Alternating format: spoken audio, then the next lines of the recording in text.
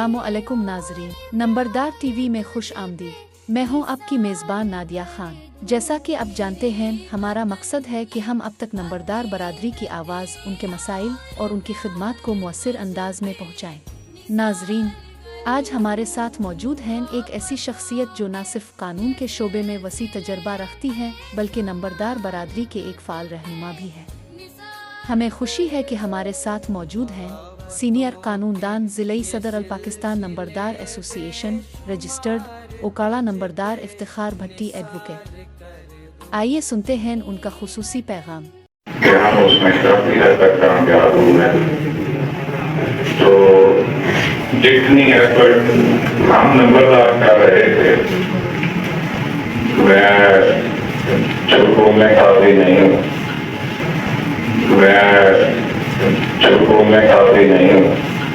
बोल के मैं वकील हूँ, लेकिन मेरी हमेशा की कोशिश है कि मैं सच्ची बात करने की कोशिश करता हूँ। जितनी कोशिश हम